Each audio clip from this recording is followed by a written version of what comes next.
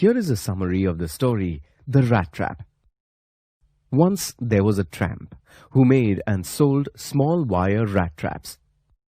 Selling rat traps, however, was not profitable, and so he also stole to have enough to eat and stay alive.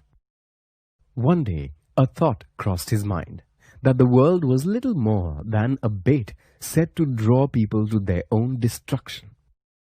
The tramp, who had always been ill-treated by the world, found great amusement in this thought. One evening, the tramp knocked on the door of a little cottage, hoping for a chance to rest for the night. The lonely crofter who lived there welcomed the tramp, offering him a hot meal and tobacco. They spent the evening talking and playing Mullis, a card game. The crofter confided in the tramp about how he earned money and where he kept it. The next morning, the tramp and the crofter left the house together. The tramp bid farewell and went his way, only to return half an hour later. He smashed a window pane and stole the crofter's money. Smug and with his pocket full of money, the tramp decided to walk through the forest to avoid being caught. His joy, however, was short-lived as he got lost in the forest. As he wandered in the forest, looking for a way out, he realized that he too had allowed himself to be fooled by bait. Darkness fell, and the tramp sank to the ground in despair. Just then, he heard the sound of hammer strokes from a nearby iron mill and stumbled in the direction of the sound. He reached Ramseo Iron Works and asked the master smith for a night's shelter. The blacksmith, used to such requests, nodded his agreement after a casual and indifferent glance at the tramp. Later that night, the owner of the mill, the iron master, arrived at the factory for his nightly inspection.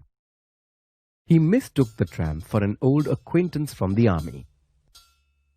The tramp, hoping to extract some cash from the iron master, thought it wise not to reveal his true identity. Things, though, got somewhat unpleasant for the tramp, as the iron master insisted on taking him home, which the tramp flatly refused.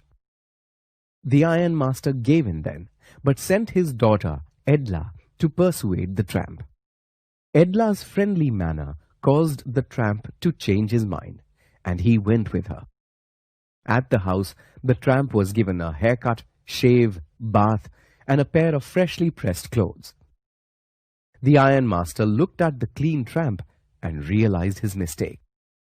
He wanted to call the sheriff, but finally refrained from it after the tramp convinced him that the world is a rat trap, and the iron master himself might one day get ensnared in the trap. The iron master, though amused, asked the tramp to leave at once. However, Edla convinced her father to let the poor tramp spend Christmas with them. The tramp spent Christmas Eve doing little else other than eating and sleeping. The next day at church, the iron master and Edla came to know that the tramp had stolen 30 krona from the poor crofter.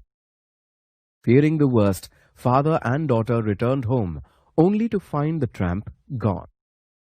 He had left a rat trap and a letter for the girl. In the rat trap were the 3 10-kroner notes of the crofter. In the note, the tramp expressed his desire to reciprocate Edla's kindness and asked her to return the money to the poor crofter. He also said that the rat trap was a Christmas present for her. Because she treated him as if he were a real captain, he was able to escape the world's rat trap.